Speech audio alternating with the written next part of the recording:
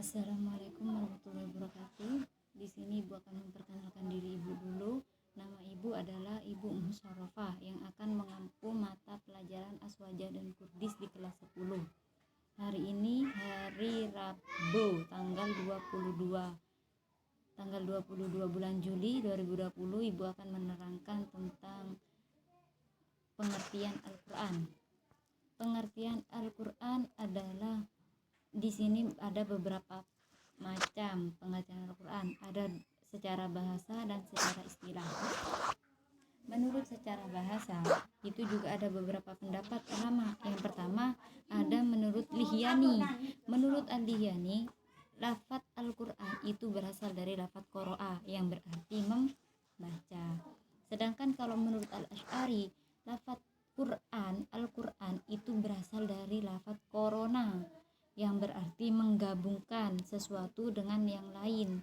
Maksudnya gimana menggabungkan sesuatu dengan yang lain? Yaitu dari beberapa ayat Al-Qur'an itu digabungkan, dari beberapa surat, ayat dan huruf itu saling beriringan dan saling digabungkan. Makanya beliau memberi pengertian bahwa Al-Qur'an itu berasal dari lafaz korona yang berarti menggabungkan.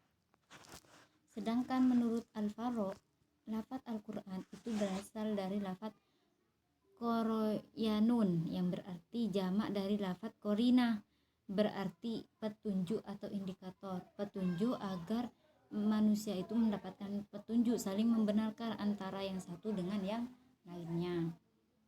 Menurut Al-Zujaj, lafaz Al-Qur'an itu berasal dari lafaz Al-Qoro'ah yang berarti mengikuti wazan fu'lanun yang berarti jam'un, kumpulan. Di situ maksudnya sama. Pendapat ini didasarkan karena Al-Qur'an itu mengumpulkan intisari dari kitab-kitab yang diturunkan kepada Nabi sebelum Nabi Muhammad. Jadi dikumpulkan semuanya itu menjadi satu di dalam Al-Qur'an.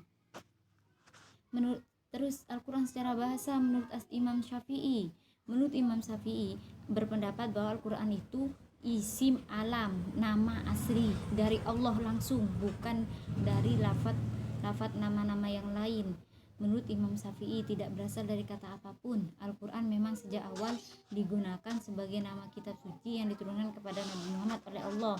Al-Qur'an memang nama khusus yang diberikan oleh Allah, seperti juga nama kitab suci Zabur, Taurat, dan Injil. Jadi nggak ada Al-Qur'an itu sama dengan ulama lainnya. Kalau menurut Syafi'i, Al-Qur'an itu memang nama dari Allah. Terus itu tadi pengertian secara bahasa. Sekarang pengertian secara istilah, terminologi, yaitu yang pertama menurut Syekh Muhammad Hudori Beg, Al-Qur'an itu merupakan lafaz yang berbahasa Arab yang diturunkan kepada Nabi Muhammad untuk dipahami isinya dan selalu diingat, yang disampaikan dengan cara mutawatir. Mutawatir itu apa? Mutawatir itu secara sambung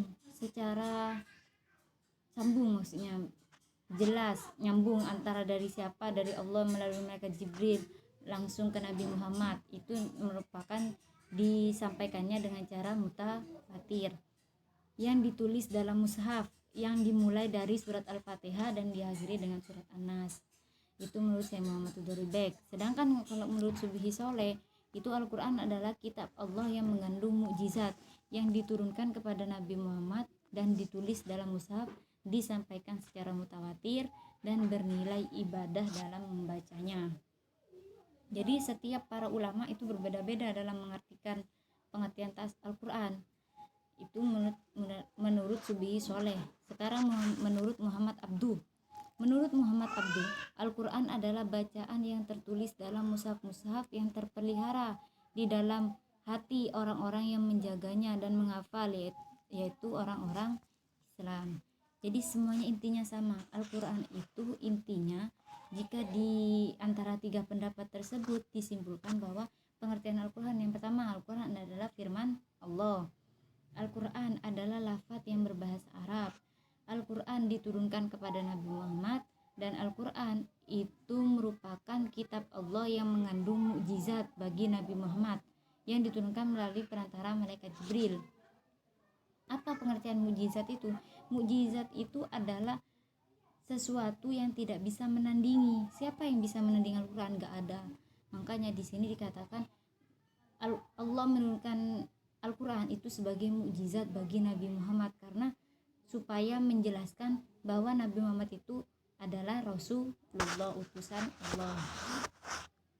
Yang kelima, Al-Quran disampaikan dengan cara mutawatir, berkesinambungan, seperti kayak ibu tadi, maksudnya sambung antara satu dengan yang lainnya, dari Allah melalui malaikat Jibril kepada Nabi Muhammad.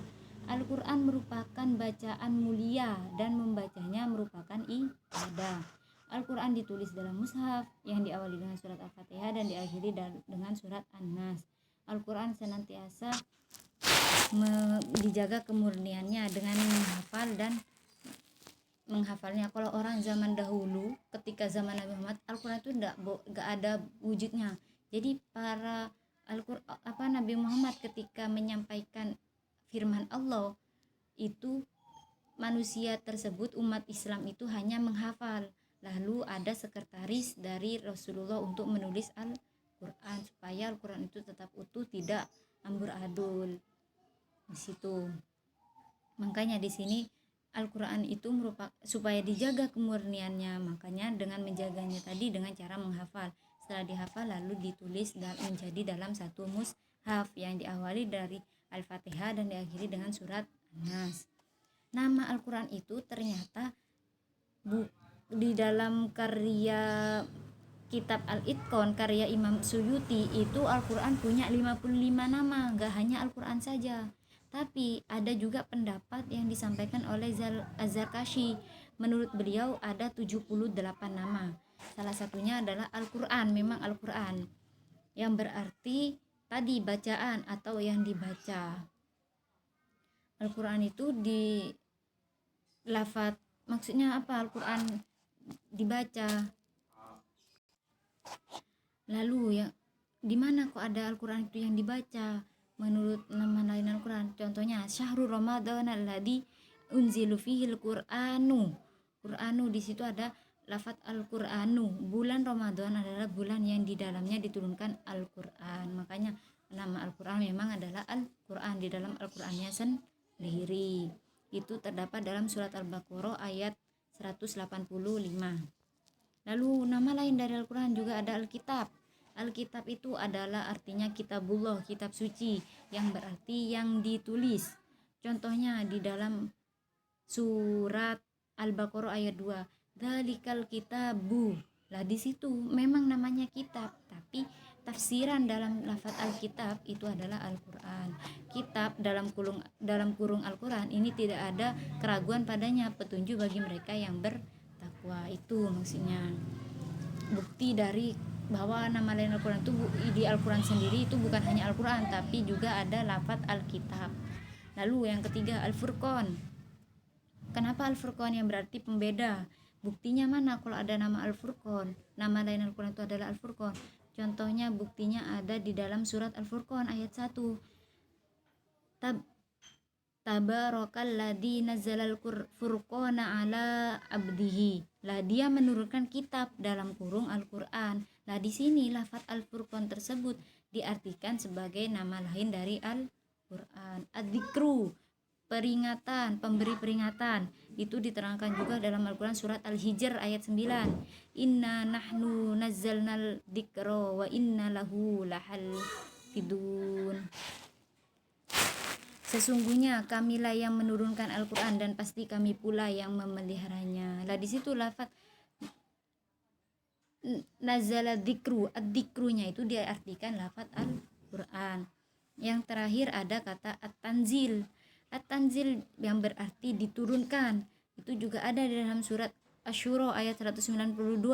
Wa innahu latanzilu rabbi. Latanzilu di sana juga diartikan sebagai Al-Quran. Jadi nama lain Al-Quran itu ada 5. Al-Quran, Alkitab, Al-Furqan, Ad-Dzikru dan juga At-Tanzil.